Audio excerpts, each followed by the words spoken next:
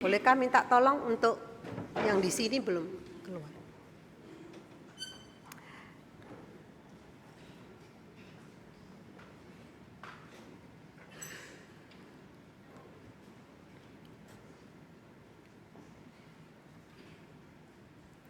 Saudara, tema hari ini adalah persembahan. Saya lihat wajah-wajahnya rasanya berbeda. Sebenarnya saya jujur tidak suka berbicara mengenai persembahan. Mengapa? Karena setiap kita sudah dewasa. Dewasa rohani. Tidak perlu lagi diajari mengenai persembahan. Tetapi saya sebagai hamba Tuhan, dapat tema ini mau tidak mau, suka tidak suka, harus berbicara firman Tuhan. Supaya kita makin dewasa. Saya akan mengawali sebuah kisah di sekolah minggu, di satu kelas, guru bercerita mengenai persembahan. Pada akhir cerita, guru ini menantang anak-anak. Anak-anak, siapa mau memberikan 1 juta untuk Tuhan? Semua saya sambil berdiri. Seluruh kelas murid-muridnya angkat tangan berdiri. Kemudian siapa yang mau memberikan persembahan 500.000? Semua berdiri angkat tangan. Saya mau. Kemudian tanya lagi, siapa mau memberikan 100.000? Pada angkat tangan hanya 1 yang tidak angkat tangan. Kemudian lausenya gurunya bertanya, loh kenapa Tono tidak angkat tangan, tidak bilang mau? Ya Bu Guru, kalau 1 juta saya nggak punya, untuk Tuhan nggak apa-apa. 500.000 saya nggak punya, untuk Tuhan nggak apa. Saya hanya punya 100.000. Kalau saya berikan kepada Tuhan saya nggak punya uang lagi. Saudara, ini seperti cerita. Tapi saya harapkan kita tidak seperti ini. Di dalam Alkitab kita melihat bersama beda. Cerita Alkitab yang mengajak kepada kita untuk bersama-sama belajar di dalam Markus 12 ayat 41 sampai 44. Mari kita membaca bergantian. Ayat 41 saya membaca, ayat 42 saudara semua membacanya. Pada suatu kali Yesus duduk menghadapi peti persembahan dan memperhatikan bagaimana orang banyak memasukkan uang ke dalam peti itu. Banyak orang kaya memasukkan jumlah yang besar.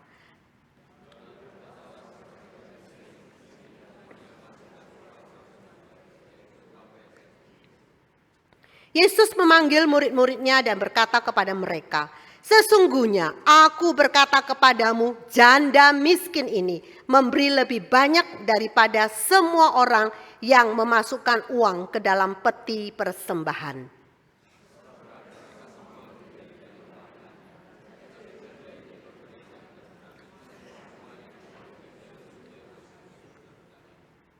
Berbahagialah kita yang membaca dan melakukan firman-Nya. Saudara, persembahan seorang janda miskin tercatat di dalam 2 bagian Alkitab Injil Sinoptik, yaitu di Injil Markus pasal 12 ayat 41 sampai 44, tadi kita sudah baca, dan Injil Lukas pasal 21 ayat 1 sampai 4. Tuhan Yesus melalui penulis Injil Markus maupun Injil Lukas memasukkan kisah yang sangat penting, bahkan merupakan satu peristiwa yang sangat besar, supaya orang-orang belajar teladan iman dari janda miskin ini. Satu pertanyaan, siapakah sih sebenarnya janda miskin yang tertulis di dalam Injil Markus pasal 12 ini?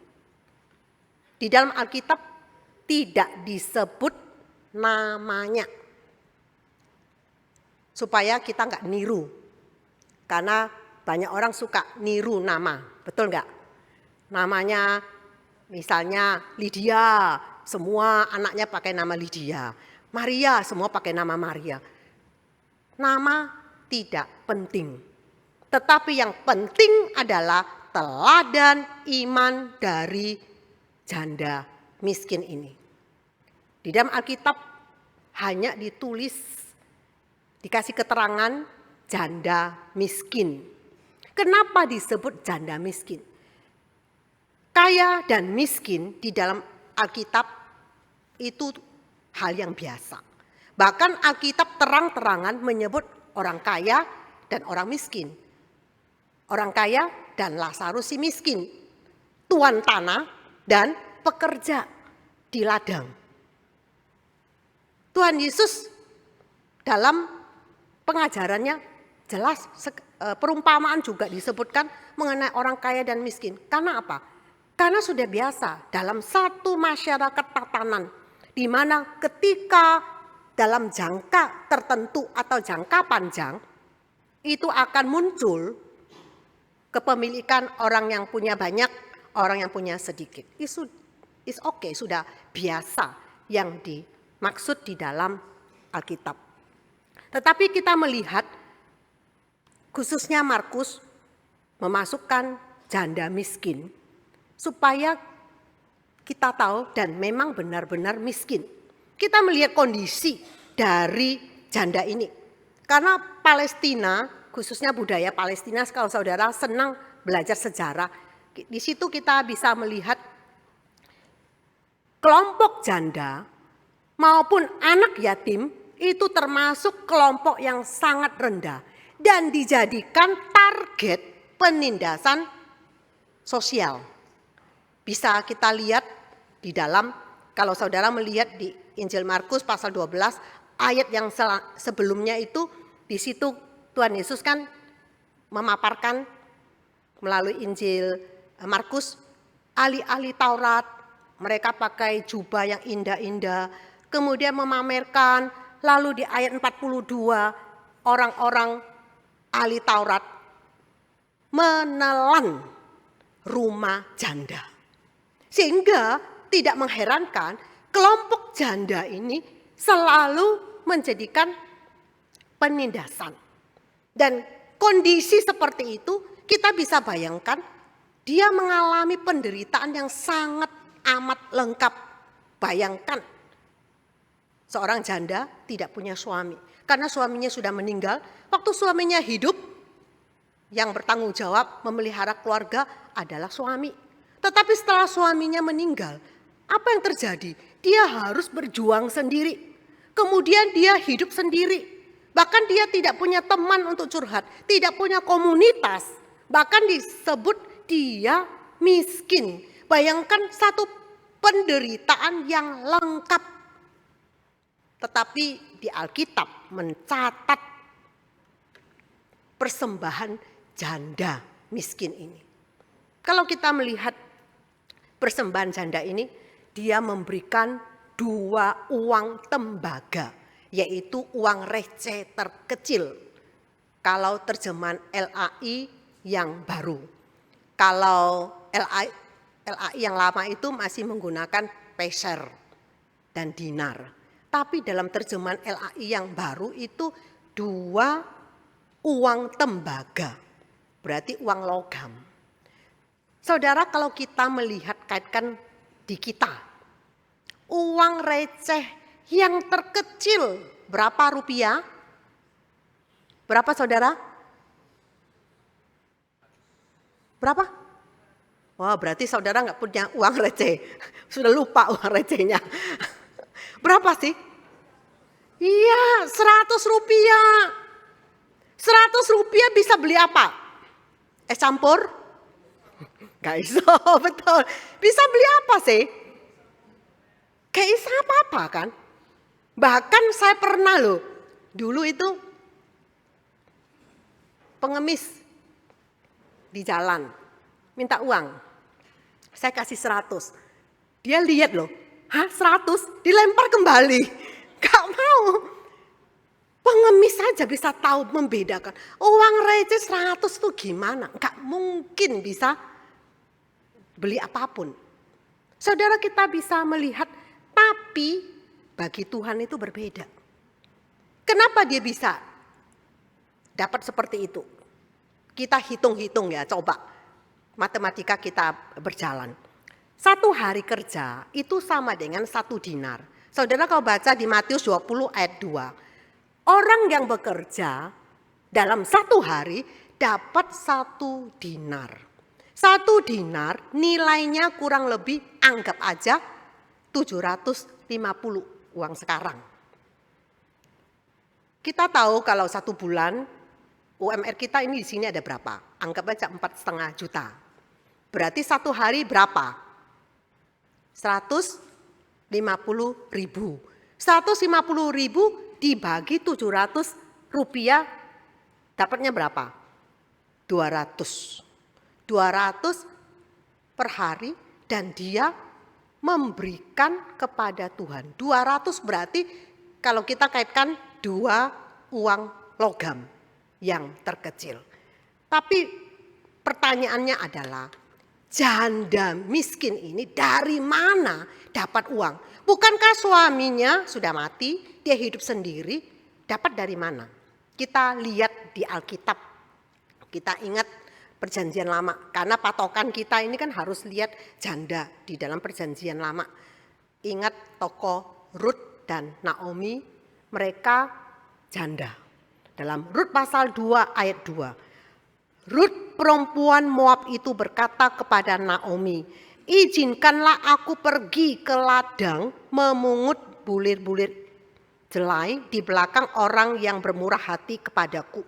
Jawab Naomi kepadanya, pergilah anakku. Dalam Rut pasal 2 ayat 2 itu mengambil di Imamat pasal 19 ayat 9 sampai 10. Peraturan Tuhan, hukum Taurat kepada para janda maupun miskin. Pada waktu kamu menuai hasil tanahmu, janganlah kau sabit habis ladangmu sampai ke tepinya. Dan janganlah kau pungut apa yang tertinggal dari penuaianmu. Kebun anggurmu jangan kau petik hasilnya untuk kedua kalinya. Dan buah yang berjatuhan di kebun anggurmu jangan kau pungut.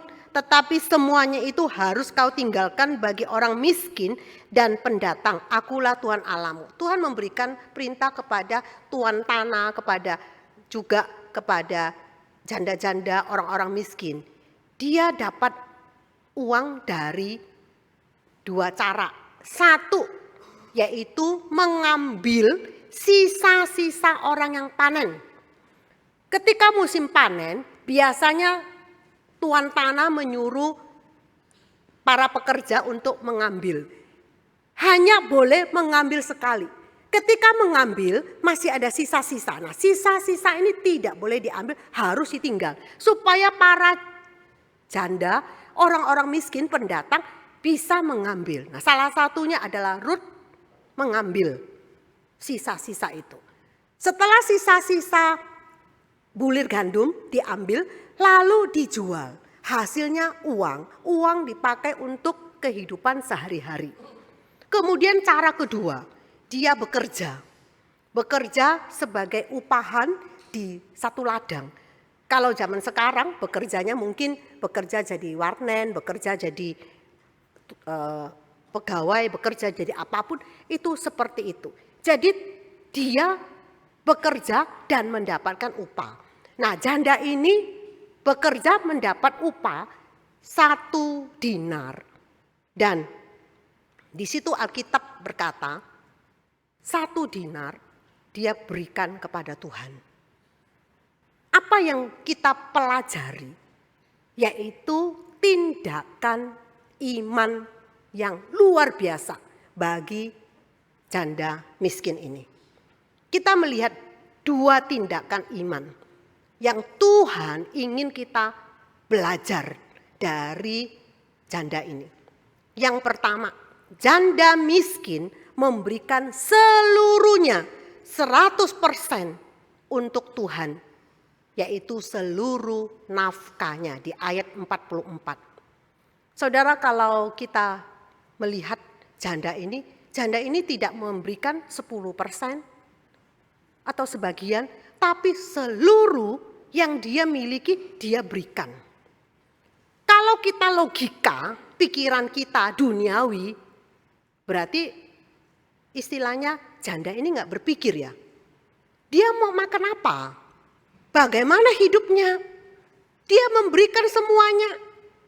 Tapi Tuhan melihat iman, hati dia berani memberikan 100% untuk Tuhan. Permisi tanya, beranikah saudara memberikan 100% untuk Tuhan? Berani? Angkat tangan, berani? Berani? Enggak mungkin. Karena memang jujur, impossible, enggak mungkin. Semua kasih Tuhan terus makan apa? Betul kan? Siapa berani? Enggak ada. Gaji pertama untuk Tuhan? Berani? Iman seperti ini bisa enggak? Kalau kasih semua terus gimana? Enggak logika. Bagi dunia pun enggak mungkin. Tapi ini butuh apa? Iman yang besar. Kedewasaan yang penuh. Enggak mudah. Karena dia percaya betul pemeliharaan Tuhan di dalam hidupnya. Kalau kita membaca Alkitab, apakah setelah dia persembahan 100% lalu dia kaya raya? Kayak memancing Tuhan? Enggak. Dia tidak kaya raya, dia tetap hidup miskin. Apakah hidupnya berbeda dari sebelumnya? Enggak. Dia tidak ada bedanya. Tapi Tuhan melihat iman yang dia miliki. Dan memang butuh kerohanian yang tinggi, iman yang besar. Saya pernah ngalami tahun 92 ketika setelah wisuda lulus S1. Ditempatkan sinode di satu gereja di Kalbar. Setelah ditabiskan jadi penginjil. Karena gereja kecil mau mendidik mereka itu untuk bagaimana menjalankan perpuluhan, persembahan iman, segalanya karena mereka di sana itu kan penghasil jeruk dan tidak mudah. Karena bos-bos di sana kan enggak gampang untuk memberikan persembahan. Pada waktu pertama masuk, saya berdoa, Tuhan, saya memberikan. Dan memang tunjangan pertama saya berikan semuanya persembahan. Masukkan persembahan semua. Saudara, apakah saya berubah enggak? Saya tambah berkali-kali lipat? Enggak. Ketika saya memberi ya, saudara, Tuhan itu pelihara. Peliharanya lucu, bagi saya itu enggak masuk akal. Karena di gereja kami melayani ada juga buka sekolah. Kita jual kantin, kantinnya laris manis. Tidak pernah bisa kita makan. Kadang-kadang siang kita lapar ya, mau ke kantin habis. Bisa loh selama 1 bulan Tuhan membuat kantinnya enggak laku. Sehingga apa? Saya dapat dari makan itu. Saya pikir-pikir ya, kok bisa? Terus ini contoh, ini dikasih, ini lagi tiap besok lagi. Jadi selama 1 bulan makan makanan kantin, saudara. Bahkan hari Minggu ada jemaat, ini contoh, ini roti. Saya pikir-pikir, enggak gampang. Bagaimana hidup selama 1 bulan tanpa uang? Karena memberi untuk Tuhan. Tapi saya belajar satu, iman saya bertumbuh. Saya bisa membayangkan janda miskin ini. Ketika dia memberi, apa yang terjadi? Bagaimana kehidupan dia? Tuhan tidak tunjukkan, bagaimana pemeliharaan Tuhan, tapi dia tetap bisa hidup. Itu artinya pemeliharaan Tuhan dalam hidupnya. Sehingga di dalam Alkitab ada 2 kisah. Satu di Perjanjian Baru, yaitu persembahan janda miskin ini yang tercatat di Perjanjian Baru dan dimasukkan satu kisah yang menjadi teladan bagi seluruh dunia membaca kisah ini supaya meneladani. Tidak mungkin menjadi mungkin kalau iman bertumbuh. Kemudian perjanjian lama yaitu persembahan janda di Sarfat. Itu sangat terkenal dan dicatat dalam sejarah di perjanjian lama. Kalau saudara melihat di 1 Raja-Raja pasal 17 ayat 7 sampai 16. Di situ ketika Tuhan menghukum di mana kekeringan, tidak turun hujan, lalu Tuhan memakai Elia untuk pergi ke Sarfat. Ketika ke Sarfat bertemulah dia dengan janda. Disebut janda di Sarfat. Nah, ini namanya janda di Sarfat. Ketika bertemu lalu Elia minta minum kepada janda di Sarfat. Berikan aku minum. Terus dia ambil minum. Lalu Elia bilang, berikan aku roti, buatkan roti buat saya. Terus janda di Sarfat ini berkata, saya hanya punya segenggam tepung dan sedikit minyak. Ketika saya makan bersama anak saya, mari itu saya akan mati. Itu satu-satunya yang saya miliki. Kemudian kalau hamba Allah yang Tuhan utus untuk meminta, maka ketika saya memberi, saya enggak akan bisa lagi hidup. Berarti sudah tidak bisa hidup lagi. Lalu Elia berkata, engkau berikan kepada saya. Kemudian janda ini berkata, karena engkau yang meminta, berarti saya memberi. Janda di Sarfat ini dengan iman, tentunya iman yang sangat besar, memberi. Dan setelah Elia makan, Elia berkata, tepung dan minyak tidak akan habis sampai aku akan menurunkan hujan. Dan betul terjadi. Ketika janda di Sarfat memberikan 100% seluruhnya untuk Tuhan, baru terjadilah Tuhan memelihara hidupnya. Tepung tidak akan habis. Minyak tidak akan habis. Logika enggak? Enggak. Secara dunia tidak logika. Tapi di dalam Tuhan, itu Tuhan lakukan. Tuhan pelihara hidupnya. Karena apa? Karena lihat iman. Iman itu penting sekali. Persembahan ekspresi iman. Menunjukkan bagaimana iman itu penting. Bagaimana hidup janda miskin ini. Saudara, kalau kita melihat uang Amerika, baik uang logam maupun uang kertas. Kalau uang logam itu juga ada tulisan In God we trust. Dalam Tuhan atau kepada Allah kami percaya. Itu semboyannya Amerika bagaimana mengandalkan Tuhan berdaulat di atas keuangan, di atas negara. Jadi iman yang mau ditonjolkan. Ketika saya baca sejarah, kenapa bisa muncul?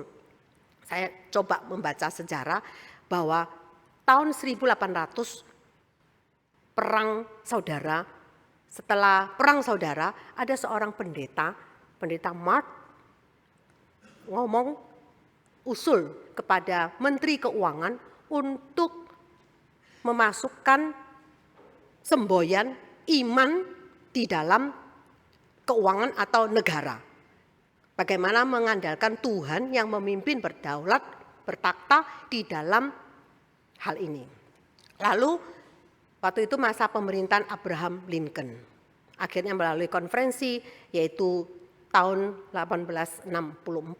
Disitulah pertama kali semboyan In God we trust. Itu masuk di dalam mata uang tersebut. Baik logam maupun kertas. Saudara, kepada Tuhan kita percaya. Saya tahu nggak gampang. Apalagi sekarang di tengah-tengah situasi keuangan, ekonomi, bisnis yang tidak baik-baik saja. Betul? Amin. Saya diomongi bahwa mulai Januari 2025 sampai sekarang omsetnya itu bukan naik, bukan stagnan, tapi makin apa? Turun-turun. Bahkan menurut pakar ekonomi, 4 tahun ke depan ekonomi belum tentu baik-baik saja. Situasi ekonomi, bisnis maupun ibu rumah tangga, semua harga barang-barangnya naik, betul enggak? Belanja itu sulit sekali. Cari pekerjaan, itu enggak gampang sekali. Tengah-tengah kondisi seperti ini, tengah-tengah penderitaan, kekurangan, bisakah kita seperti janda miskin ini? Beranikah kita memberikan apa yang kita miliki buat Tuhan? Saudara, butuh iman yang besar. Kalau bukan iman yang besar, kita tidak mungkin bisa memberi untuk Tuhan. Kemudian tindakan iman yang kedua, iman yang besar. Yang kedua adalah janda miskin memberi dari kekurangannya di ayat 44. Saudara, ketika Tuhan berada di bait suci Yerusalem, Yesus melihat banyak orang memberikan persembahan.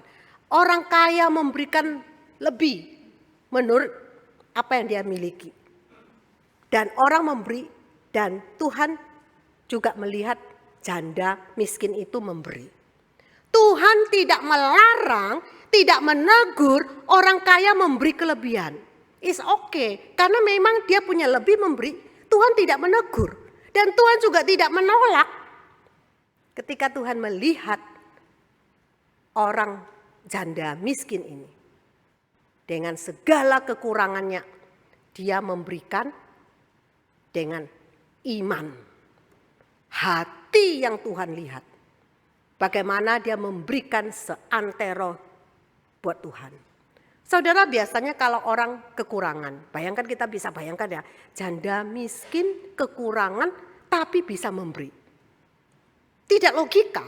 Biasanya kalau sudah miskin kekurangan pasti minta toh, minta sana, minta sini, minta sana, supaya apa? Mencukupi dari kekurangan dia. Tetapi di Alkitab dikatakan janda miskin justru memberi untuk Tuhan. Itu hebat sekali. Kita perlu belajar dari teladan iman janda ini. Di tengah-tengah keterbatasan, kekurangan, dia bisa memberi buat Tuhan. Saudara, bagaimana dia punya iman seperti ini? Bukankah level iman ini gak gampang? Dia mencapai level iman yang besar. Cara mencapai iman yang besar itu gimana? Kalau kita lihat lagi di Lukas pasal 2 ayat 36 sampai 37, itu kisah mengenai Hana. Hana sudah janda, sudah tua, tapi kehidupan dia, iman dia itu makin bertumbuh. Dia melihat Tuhan dan dia bisa memuji, meninggikan, memuliakan Tuhan. Dan dia bisa terjadi kenapa? Di dalam Alkitab Lukas pasal 2 ayat 36 sampai 37. Yaitu siang malam dia beribadah dan melayani, berpuasa dan berdoa. Hatinya dekat dengan Tuhan. Saudara, iman seseorang bertumbuh kalau dia dekat dengan Tuhan. Dia rindu bersekutu, berpuasa, berdoa, membaca firman, sehingga mengerti apa isi hati Tuhan. Itulah beda orang rohani Kristen yang dewasa dengan yang anak-anak. Kalau anak-anak itu adalah memberi dari kelebihan. Tetapi dewasa rohani memberi dari kekurangan. Enggak gampang, saudara. Saudara, ketika kita masih kecil atau kita sudah sebagai orang tua lah, Kalau kita ingat waktu kita masih kecil, kita dikasih uang sama orang tua. Kita dikasih sejumlah uang, kita akan diajarin. Nanti ini ya, uang persembahan sekian, uang jajan sekian, uang beli buku sekian, apa sekian, sudah ada item-item. Dan kita memberi sesuai dengan item. Persembahan sekian, kita kasih. Kita anak-anak diajarin. Kalau kita sudah dewasa, sudah bekerja, sudah jadi bapak-bapak, sudah jadi bos, apakah kita perlu lagi diajari enggak? Ini pos lagi, perlu enggak? Enggak perlu kan? Pasti sesuai dengan apa? Hati kita, sesuai dengan iman kita, memberi buat Tuhan. Saudara, memang tidak mudah. Kalau inilah yang dialami oleh janda miskin ini. Dia punya iman yang luar biasa. Dia memberi dari kekurangannya. Bagaimana mungkin kekurangan? Dia sudah kurang bisa memberi buat Tuhan. Kalau bukan dia mengenal Tuhan dengan baik. Kalau dia tidak mengenal Tuhan dengan baik, tidak mungkin dia bisa memberi. Apalagi di dalam bait suci. Saudara, John Stott dalam bukunya yang berjudul The Living Church, yaitu gereja yang hidup, membahas gereja yang hidup itu adalah macam-macam, dia membahas elemen-elemen yang lain. Salah satu elemen yaitu berbicara mengenai persembahan. Dan dia menekankan pentingnya persembahan sebagai bagian dari ibadah dan pelayanan yang tulus. Persembahan sangat penting karena di dalam ibadah kenapa harus ada persembahan? Dan saya angkat jempol ya, kalau satelit tetap komitmen tidak menjalankan kolektan. Kenapa? Karena kita semua sudah dewasa. Tetap komitmen. Karena apa? Setiap kita adalah dewasa. Bahkan satelit saya angkat jempol bisa support sampai beli ada salah satu STT ya tempatnya sudah jadi milik Elion. Itu dari mana? Dari orang-orang mempersembahkan. Saudara bisa menikmati gedung satelit ini dari persembahan orang-orang. Bisa menikmati sekolah SKE, itu semua persembahan. Dari mana? Itu adalah orang-orang dari setiap anak-anak Tuhan. Anak-anak Tuhan yang menyatakan iman. Jadi penting sekali persembahan di dalam ibadah. Saudara, sesungguhnya kalau kita tarik lebih luas, persembahan janda ini, dia memberikan kekurangan itu dalam bentuk materi. Tetapi iman dia rohani, dia bertumbuh. Tuhan inginkan bukan hanya uang kita. Kita sudah memberikan uang untuk Tuhan. Tetapi yang Tuhan tuntut adalah kita memberikan seantero hidup kita kepada Tuhan. Persembahan hidup kita, persembahan waktu kita, persembahan tenaga kita. Sudahkah kita mempersembahkan kepada Tuhan? Seperti janda miskin ini. Memberikan seluruhnya untuk Tuhan. Tenaga kita, uang kita, waktu kita untuk Tuhan. Apakah kita berani? Tuhan, aku memberikan hidupku untuk Tuhan. Memang gak gampang. Karena setiap kita sibuk. Setiap kita punya masalah sendiri-sendiri. Punya alasan masing-masing. Tetapi Tuhan ingin kita kembali. Persembahan kita di hadapan Tuhan. Karena Kristus sudah berkorban mati bagi kita. Sesuai di 1 Petrus pasal 1 ayat 18 sampai 19. Dikatakan, sebab kamu tahu bahwa kamu telah ditebus dari cara hidupmu yang sia-sia. Yang kamu warisi dari nenek moyangmu itu. Bukan dengan barang fana. Bukan pula dengan perak atau emas. Melainkan dengan darah Kristus yang mahal.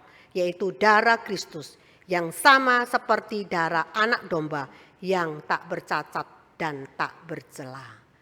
Tuhan sudah menebus kita. Dia mati di atas kayu salib dengan harga yang mahal. Penebusan Kristus itu adalah harga yang mahal. Tapi kita terima anugerah. Kasih karunia yang Tuhan berikan buat kita. Kita bisa diselamatkan, kita sebagai anak Tuhan, sebagai orang beriman. Itu adalah anugerah. Seharusnya sebagai anak Tuhan, kita yang beriman, kita akan bertumbuh sesuai iman kita. Level iman kita sejauh mana? Apakah level iman kita seperti anak-anak? Ataukah kita level iman seperti dewasa? Saudara, enggak gampang saya tahu. Ketika Tuhan menuntut waktu kita. Bisakah kita berani memberikan waktu untuk Tuhan? Untuk komunitas? Tentunya kalau KTB butuh komitmen, butuh waktu. Beranikah kita memberikan seantero? Kemudian dalam medium group, di dalam pelayanan, apalagi pelayanan membutuhkan komitmen. Membutuhkan iman. Karena apa? Persembahkan seluruh hidup kita kepada Tuhan. Kita bisa membayangkan janda ini. Dia sudah memberi, sudah jadi teladan dan tercatat di Alkitab dan Tuhan ingin kita belajar. Maukah saudara? Sudahkah kita mempersembahkan apa yang kita miliki yang terbaik buat Tuhan? Seantero hidup kita, persembahan tubuh kita, hidup kita. Tidak hanya uang kita berikan, tetapi seluruh hidup kita. Maukah kita membangun gereja ini? Maukah kita bersama-sama melayani Tuhan, mempersembahkan seluruh buat Tuhan? Kiranya Tuhan memberkati firman-Nya. Mari kita berdoa. Tuhan, ampunilah kami jikalau selama ini kami hanya memiliki iman yang kecil. Tetapi melalui kisah persembahan janda miskin yang berani memberikan seantero seluruh hidupnya buat Tuhan. Dan bahkan memberikan kekurangannya. Semuanya diperhitungkan Tuhan. Dan kami bersyukur Tuhan memberikan kelebihan buat kami. Sehingga kami juga memberi apa yang menjadi kelebihan. Biarlah Tuhan memberkati setiap kami. Tuhan mampukan kami dan berkati setiap kami. Supaya kami memiliki iman yang besar, iman yang dewasa. Sehingga Tuhan melihat rohani kami bertumbuh di dalamnya. Kami berdoa untuk jemaat-Mu yang dalam saat-saat seperti ini, kondisi ekonomi tidak baik-baik saja. Kami tahu banyak pergumulan, harus bekerja keras. Tetapi kami berdoa, Tuhan berkati mereka. Tuhan berikan rezeki buat mereka. Sehingga ketika mereka kelebihan, mereka juga bisa berbagi. Dan bisa memberi buat Tuhan. Tetapi ketika mereka kekurangan, mereka juga bisa memberikan apa yang menjadi bagian dalam hidup mereka. Mereka yang bisa memberikan tenaga buat Tuhan, biar Tuhan memakai, memberikan hidup mereka buat Tuhan. Mereka bisa memberikan waktu, memberikan uang, memberikan apapun hidup mereka. Biarlah Tuhan berkati. Terima kasih Tuhan. Biarlah kami semuanya makin menyenangkan hati Tuhan. Terima kasih Tuhan, mampukan kami. Tidak hanya menjadi pendengar firman yang setia. Tetapi mampukan kami untuk menjadi pelaku atas firman Tuhan. Bapa, kami berdoa, Roh Kudus menggerakkan kami untuk memberi buat Tuhan. Untuk memberi uang kami bagi Tuhan. Untuk memberi uang kami sehingga dipakai untuk pekerjaan Tuhan. Untuk mengembangkan pekerjaan Tuhan di Elion ini. Terima kasih Tuhan.